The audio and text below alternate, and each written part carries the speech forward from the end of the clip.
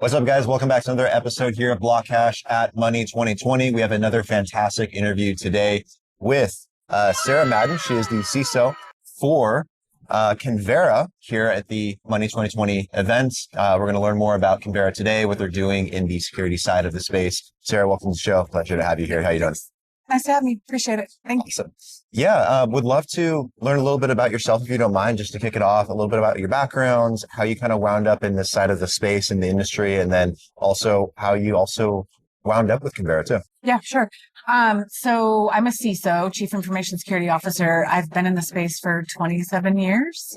I started out in consulting, and then I went to the customer side on the defensive side, and then I went to the offensive side and spent a lot of time in threat intelligence. And now I'm kind of back into the defensive side as a CISO. And that story arc of my career has been really helpful because my job is to manage the attack landscape and not get breached. And seeing both sides of that, from the consulting piece where you tell people what to do and then you actually try to practice what you preach and get things done on the inside, right, and then go to the offensive side, has been it's been a valuable part of my career that I've kind of enjoyed, kind of ping-ponging back and forth to both sides. But now I'm at Convera, and we are a leader in global payments. We do business in 206 countries and territories, which is, there's not that many countries in the world. So it's all the countries we can do business in outside of regulated countries from an OFAC perspective, if you're familiar with like US sanctions, right? Yeah. So we operate basically everywhere we can, and we send money around the world in 140 different currencies. And so the regulatory landscape is immense and interesting. And that was kind of a fun challenge for me. It's one of the reasons why I wanted to come to Convera. I like the global aspect of it. I like the thought of being able to kind of like break down walls of like the current infrastructure of the way that we work and supporting the globalization and being able to move money around the world. And then from that angle, the threat landscape is really interesting because I've been doing this a long time. It's kind of fun to work on good problems, interesting problems, and kind of use latest, greatest advanced techniques. And so that's what kind of brought me to Convera, was like the global scope and the fun of it. Absolutely. No, that's really cool. Awesome background. Convera sounds fantastic as well. What are you guys kind of looking at here at Money 2020 in terms of, stuff on the ground? It could be other companies, partnerships. It could be looking at trends in the industry and what's kind of going and growing and trends going into 2026. What's the feel kind of been like so far being at the event? I came to Money 2020 to do a couple of talks, and everybody cares about AI and fraud. Mm-hmm. And then as I walked around and looked at all the booths, that's what everybody's talking about as well. So it makes me feel better as a CISO that everybody's onto the right problem and everybody's talking about the same thing, because it's an innovative space that's actually been around for a while, but it's still got a long ways to go. And so I'm happy that everybody's kind of still keeping their pulse on the problem that we need to solve, because we're not all the way there yet. I think from a Convera perspective, we have clients all over the world. What is valuable for us to be here is the partnerships, right? Because we want more financial institutions to ride our rails and grow through partnerships. And so that's, frankly, it's probably the reason Convera is here. But for me, I like walking around and just making sure that people have the pulse on the right problems. And I think we do. I think it's a conversation that needs to continue to be top of mind until our automated models from an AI perspective are mature enough to get it right. We're not there. We're there for the most part if you feed it the right data to make decisions. But I think we're seeing such leaps and bounds and advancements of models, like every single release, that, it's interesting to see how far this is going to progress over the next couple of years. Yeah, absolutely. Getting it right before we start replacing people jobs with AI, which is what is also in everybody's minds that we're not totally openly talking about, but it's going to happen, right? Like, what does the future look like? Yeah, there's always this uncertainty when you have a technology that's outpacing our ability to comprehend it. Yeah, totally. with AI, well, and that's kind of habit, right? Like it's already outsmarting us, right? And that's kind of the point, right? Yeah, and that is where the threat kind of underlies right there. And I'm glad, like you mentioned, there's so many companies here that are putting such a focus on that here at the event. Like everywhere I walk, all the booths, it's fraud prevention. Yeah. So they're definitely on the right point, which is fantastic. Yeah. I know you guys also released a report recently with some interesting findings. Curious maybe what you can share from that report that maybe kind of ties to some of these fraud prevention methods, the threats in the industry around this as well. What should we know? Are you ready for 2026 as a report? Well, we put the report out every year. Are you ready for the next year that's upcoming? But what I thought was interesting is also kind of logical and obvious is there's just so much going on in like the globalization space and just trade wars and uncertainty. And there's so many things that are going on in the world. I think there's a lot of uncertainty going into 2026. I think when you look at Convera's business from the globalization standpoint, because we have such a large breadth of our network and we can do payments everywhere, I think people are going to be looking towards organizations that can support them anywhere through kind of the headwinds and trade winds and all the things that are going on in the world. I think it's just a lot of uncertainty.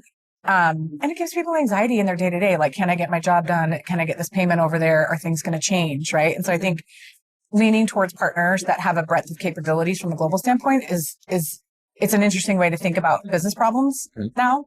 I think when I put my CISO hat on, anytime there's trending uncertainty, fear, uncertainty, doubt, fuddy stuff, those are crisis opportunities for attackers. And so we have to make sure that we're constantly being clear with our internal employees and with our customers what we will and will not do, so attackers can't leverage the crisis of the day as an advantage to kind of get in.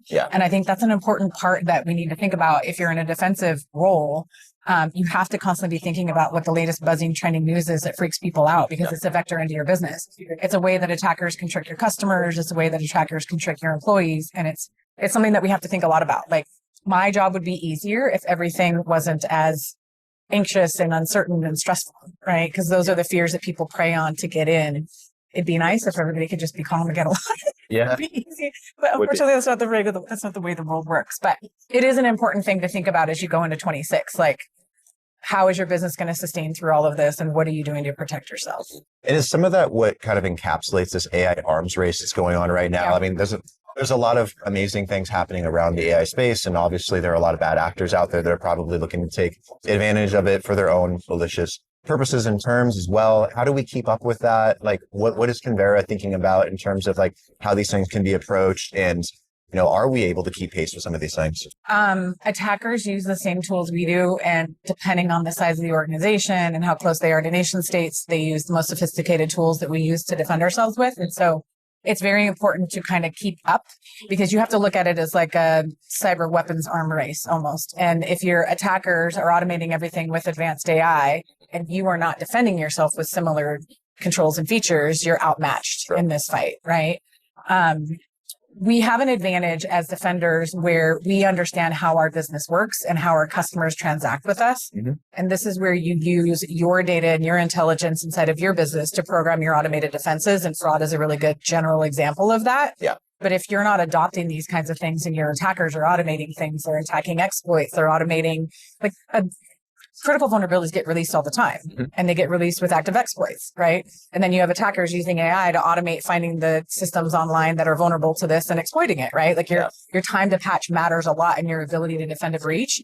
And so leveraging the same kind of tools, taking advantage of AI, adopting the latest models, like, you can automate vulnerability management right now. We're starting to test that, right? You can use AI to help inform your code and help write clean code, help write code without vulnerabilities, help patch things automatically. So any place that we can get speed, velocity improvements from an AI perspective, we have to do all those things. And it's simply because our attackers are doing it, right? And in some cases, you kind of have to like push the boundaries of your comfort to, if you understand a problem enough, you should push your boundaries of comfort by using AI to solve it. Don't go down a path of using AI for things that you don't well understand, because garbage in, garbage out, right? But if you understand something and you have, say, for instance, SOPs around it, like vulnerability management, there's no reason you shouldn't be using AI to auto patch and things like that, right? Because you have to keep up with the attack landscape, and they're using AI. We see that all the time, right? They're using AI and they're using like the latest advancements. Like, you talk about blockchain, right? And you talk about cryptocurrency. Like, where do you think attackers are sending money when they ransomware you, right? Send it to this crypto wallet, right? They're using all the same things we do. And that's an important thing that people need to continually consider, right? If you're slow to adopt latest technology, you're going to be behind your attackers. And there's a lot of companies out there that are slow to adopt. And to a certain extent, you just can't, you got to outrun the slowest person. You know what I mean? But it doesn't mean you get too far behind the attack landscape. So with those companies that are too slow to adopt, you know, how important is data sharing in this process in being able to have companies, large institutions, you know, share data with each other to figure out how to solve some of these problems and create like a unified front in protection. You know, they have massive data silos of their own. They have IP. They have all these reasons to remain competitive and not cooperate, but more cooperation is probably better in this circumstance. I mean, you were not wrong in that, and it's a great idea. I have seen this try to work in the threat intelligence space. As I told you before this job, I was in the threat intelligence space for a while. There was a vested interest by a lot of like the largest tech companies in the world to share data from an attack landscape perspective. Yeah. Everybody's tools would have higher degrees of efficacy because we share data. There was consortiums that were put together. I was part of some of those. And at the end of the day, only one company or two companies ended up sharing data. The rest of the people received it, right? And so we have to realize that we live and operate in a capitalist society where people care about competitive advantage and they don't want to share intel that they could use for their own products to be more efficient and effective and better. And AI works at scale. The more data you have that's more accurate, the more effective your AI is. And so whereas the global citizen side of me wants to say, hey, we should all share data and it will make everything better because it will, right? The reality of business is doing that. It doesn't happen. So I don't want to be pessimistic. I'd like to be optimistic here. We should do the right thing. I saw it try to play out in the tech space. It didn't work out because people didn't want to share data. I have a similar fear that will happen in the financial industry. If you ask the question at surface, would we all be better at defenses if we shared data together, especially from a fraud perspective? Of course. Is the reality of that going to happen? Talk to the people that have the bosses and the budgets, right? It's like, I don't know how much vested interest companies have in sharing data, even though they should. Yeah, I guess that's the tricky part, right? It's trying to figure out a way for them to be able to do that and feel comfortable.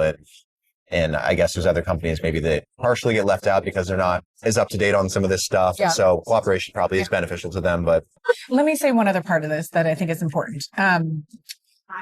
We are very careful about what data we share with who. And that even goes to like the regulator space, right? Like we're subject to audits all the time and regulators get breached, vendors get breached, your supply chain gets breached, right? Yeah. I can stay ahead of the attack landscape and leverage AI to our advantage to protect customers because I know how customers behave, right? Everything is fundamentally based, at least from a fraud perspective, on behavioral based rules, right? Like I'll make up a customer. Bob lives in New Jersey, logs into our systems every Tuesday between 9 and 10 a.m. and typically does 30 to 40 transactions all in USD to 5 different partners around the world, right? And then if Bob logs in from LA 2 hours later and tries to send $1 million in rupees to some account in Dubai, we obviously know that's not Bob, right? And so everything is like behavioral based, but it's based on the intel that you have as your business. Mm-hmm. If I share some of that intel on patterns of behavior and that ends up getting breached in some sort of global data share consortium, attackers have that information and then my signals aren't as valid, right? Because you have to bank on you knowing more than they do as it pertains to behavioral based rules, which is, again, a lot of what things are founded on from a fraud perspective. And so if we did get into a mode of data sharing, the responsibility of that data becomes higher because it has a broader impact on everyone, right? Right. And those kinds of things, I think, they're really important. If I could make the argument internally to share the data, that would be my concern, right? Outside of the competitive advantage side of it. I want to look at this from a high level perspective as well, because I'm curious, from your guys' position, like what you think the future of fraud defense might look like in finance. We've talked a lot about AI as being one of those points for both defense and offense and bad actors, but also there's so many other technologies that tie into it as well that could be used on both sides. Like from your guys' perspective at Convera, like where do you kind of see this going in the near future? I mean, I think the whole identity management piece is an interesting part of it, right?